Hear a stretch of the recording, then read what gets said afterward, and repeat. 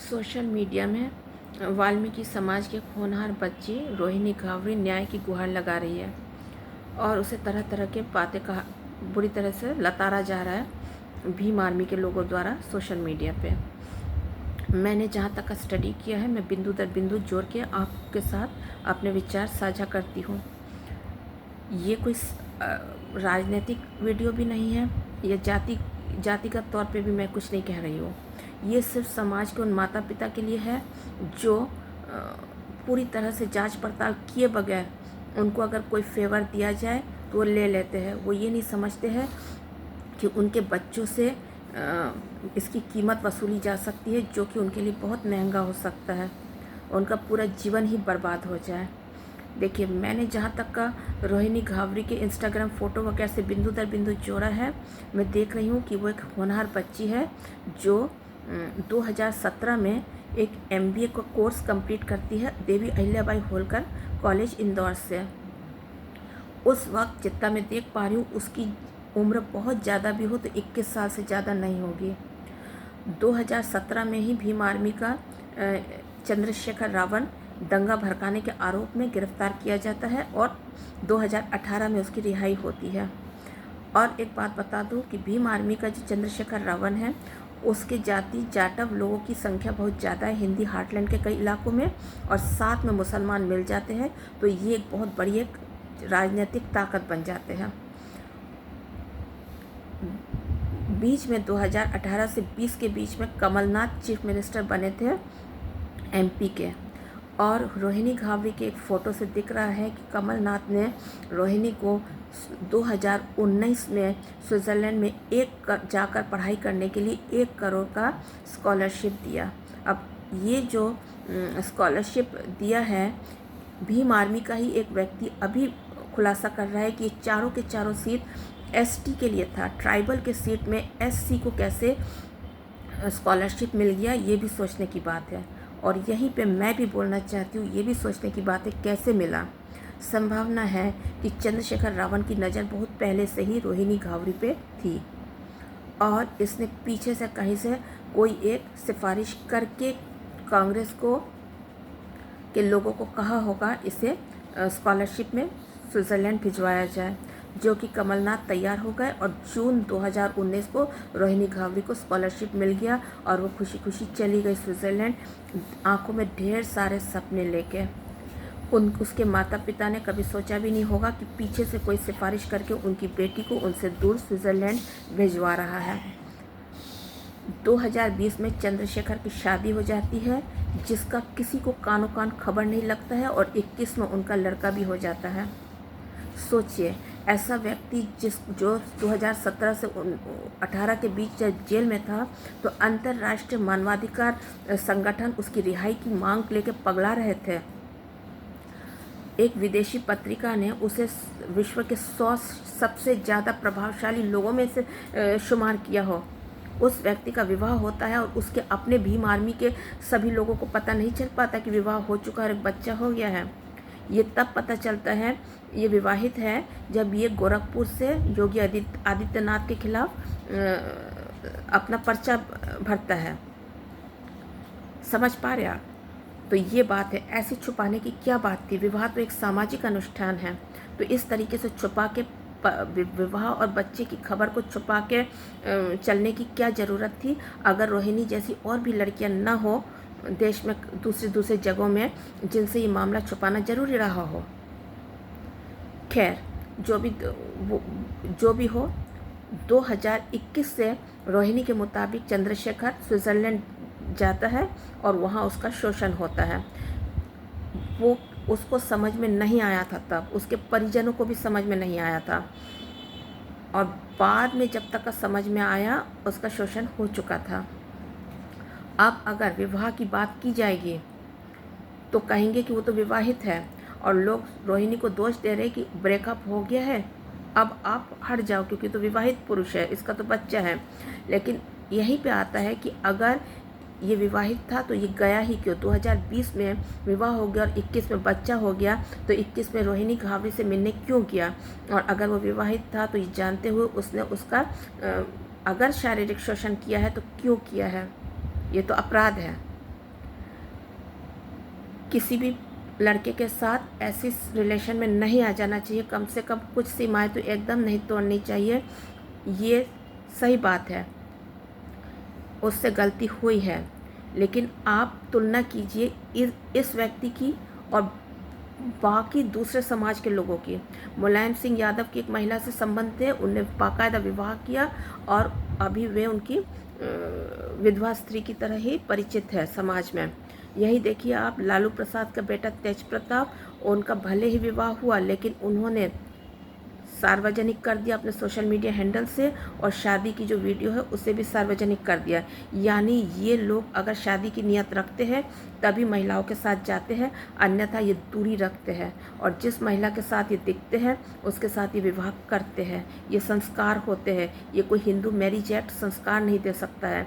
ये बस कुछ बंडल कानून बना सकते हैं जो अय्याश किस्म के लोगों को अय्याशी करके भाग निकलने का मौका दे, लेकिन जो संस्कारी खानदानी लोग रहते हैं वो फालतू काम नहीं करते हैं। अगर वो विवाहित था चंद्रशेखर, उसे स्विट्ज़रलैंड नहीं जाना चाहिए था, और जाके उस अगर फिजिकल हुआ है तो ये अत्यंत निंदनीय बात है। वो शादीशुदा है, एक बच्चे का बाप है और एक दूसरी लड़की को वो मान्यता नहीं देगा, समाज के सामने विवाह नहीं करेगा और उसका शोषण करके उसे छोड़ देगा। इस नियत से गया था और उसकी इरादे शुरू से ही आपराधिक थे और उसने पहले ही एक लड़की के ऊपर नज़र रखा है। उसकी नज़र थी, उसको वजीफ़ा दिला के, पीछे से सिफारिश करके वजीफ़ा दिला के विदेश भिजवा दिया, फिर खुद शादी करके अपना फैमिली कंप्लीट किया बच्चा पैदा करके, और उसके बाद वो विदेश जाके उसी लड़की का शोषण करके फिर वापस भाग आता है। यानी एक तरीके से 1 करोड़ की जो स्कॉलरशिप देने में मदद की थी उसकी पूरी कीमत वसूल के भाग आता है। ये संस्कार दिखाते हैं, और अगर ऐसे संस्कार है तो ऐसे लोगों को किसी भी दूसरे समाज के ऊपर शोषण करने का आरोप मढ़ने का कोई अधिकार ही नहीं बनता है। शोषण वगैरह सब बेकार की बातें हैं। ये असल में अपने समाज की महिलाओं का सम्मान नहीं करते हैं, इसीलिए पिछड़े हैं। जो भी समाज अपनी महिलाओं का सम्मान करता है और ऊंचे कानून बनाता है और शोषण करके भाग नहीं निकल सकता पुरुष, ऐसे कानून बनाता है, उस समाज को कभी कोई शोषण नहीं कर सकता है। भीष्म ने अम्बा को उठा लिया। अम्बा गई परशुराम के पास। परशुराम ने अपने शिष्य भीष्म के साथ घोर युद्ध किया, क्योंकि भीष्म उन्हीं का शिष्य था और सारे गुर जानता था, तो भीष्म को हरा नहीं पाए परशुराम, और अम्बा सती हो गई। लेकिन उस समय भी, उस काल में भी एक ब्राह्मण फरसा लेकर खड़ा था लड़ने के लिए। तो आप ब्राह्मणों को कैसे गाली दे रहे हैं? और साथ कौन दे रहा है? मुसलमान दे रहे हैं। क्या करते हैं वो लोग? दलितों की बेटियों को लव जिहाद में फंसाते हैं और शादी वादी करते नहीं, या तो बेच देते या कि काट के पॉलीथीन में इधर उधर फेंक देते हैं। तो आप सोचिए, माता पिता को खुद को जागरूक होना पड़ेगा। ये जय भीम वगैरह में अगर ये रोहिणी घावरी के माता पिता न फंसते तो ऐसे गलत आदमी के हाथों में इनकी बेटी नहीं फंसती। ये बच्ची की शादी करा देते, अभी तक वेल सेटल्ड होती है और अपने क्वालिफिकेशन के बेसिस पे यही हिंदुस्तान में कहीं पे जॉब वगैरह कर रही होती। आप ही सोचिए, ये स्कॉलरशिप लेके उसे क्या मिला? जो पढ़ाई स्विट्ज़रलैंड में होती है वो भी हिंदुस्तान में भी होती है। हम पीढ़ी दर पीढ़ी हज़ारों सालों से पढ़ाई लिखाई कर रहे हैं, हम ब्राह्मण लोग, हमें पता है। उनको कोई ज़्यादा कुछ नहीं पता रहता, वो चकाचौंध। उनके यहाँ पे पॉपुलेशन कम है, पोल्यूशन कम है, साफ़ सुथरा है, पैसा ज़्यादा है, बस चकाचौंध है। कोई शिक्षा या आध्यात्मिक या बौद्धिक विकास की दृष्टि से वो हमारे से कहीं भी आगे नहीं है। आप बिना सोचे समझे आपने विदेश भेज दिया, अपनी औकात देखी होती ना, कि आप सफाई कर्मी हैं इंदौर जैसे छोटे से शहर में, और आप अपनी बेटी को बिना जो परिस्थिति आपके हाथ में ही नहीं, वहाँ पर अपनी बेटी को भेज दिया, और आपने शक भी नहीं किया इतनी बड़ी 1 करोड़ की स्कॉलरशिप आपकी बेटी को कैसे मिल गया। और कमलनाथ ने दिया कैसे है? किसकी सिफारिश पे दिया है? कमलनाथ सामने आके बताएंगे कि ट्राइबल की सीट पे वाल्मीकि बेटी को कैसे एक स्कॉलरशिप, 1 करोड़ की स्कॉलरशिप दे के भेज दिया, किसके कहने पे दिया, और बदले में कौन सा कितना वोट बैंक मिला था?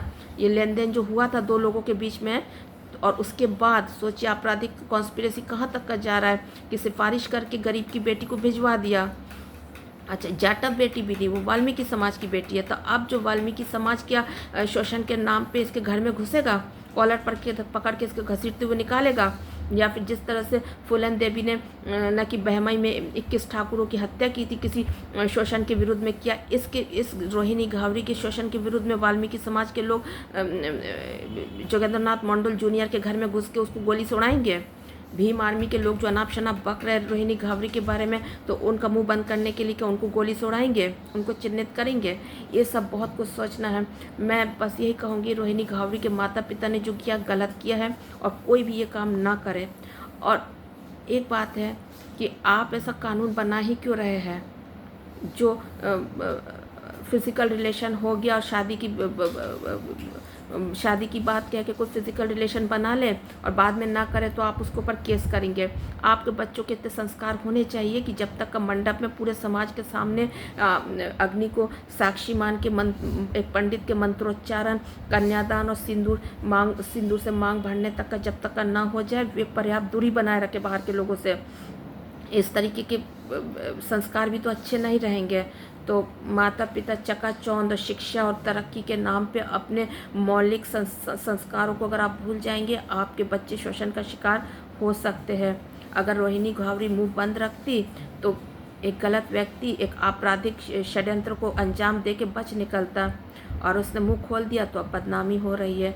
हम ईश्वर से यही प्रार्थना करते कि उसका भला हो, उसके साथ न्याय हो, ईश्वर उसको शक्ति दे। और हाँ, चंद्रशेखर रावण के साथ साथ कमलनाथ भी जवाबदेह है।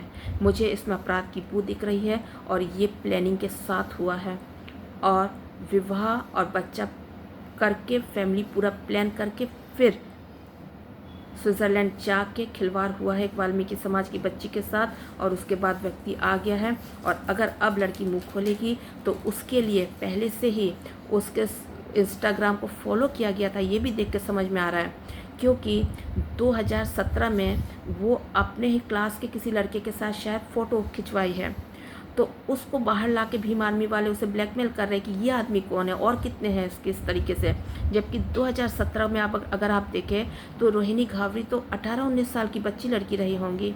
उस समय अगर वो अपने कॉलेज का हिल्याबाई होलकर के किसी लड़के के साथ किसी सार्वजनिक स्थान में गई है और उसने फ़ोटो खिंचवाया है, तो इसमें बुराई क्या है? वो बचपना रहा होगा, उसने लिखा है माई लाइफ ऐसा करके लिखा है, लेकिन उस समय के पोस्ट अभी के उसके टाइमलाइन में नहीं है, यानी उसने उसे डिलीट कर दिया है।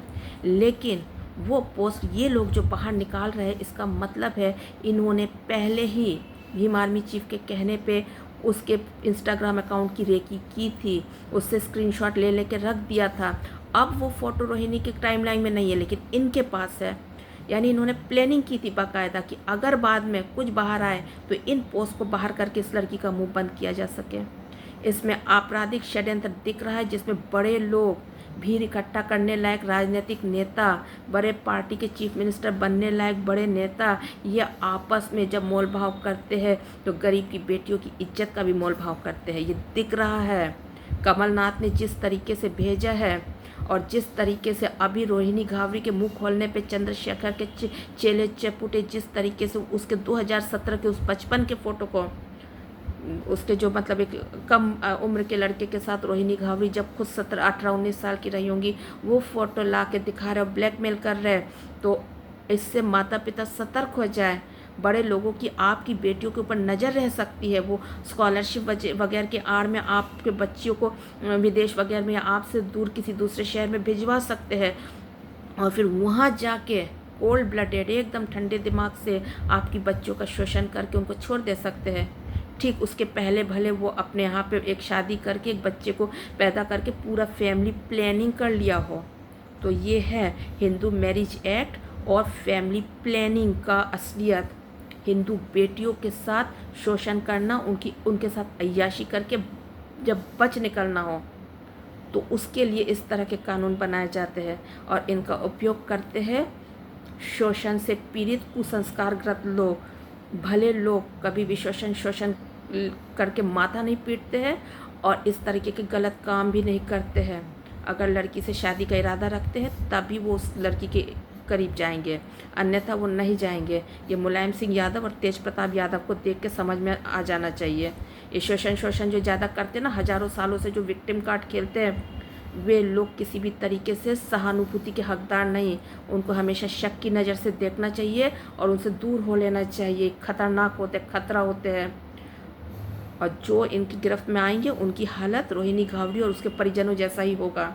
दलित समाज जो ये जय भीम वगैरह के नारे में जा रहे, फंस रहे ना, मुसलमान और इस तरीके के ताकतवर अपने समाज के दलित लोगों के से सबसे ज़्यादा पीड़ित होंगे इनकी बहन बेटियां ही।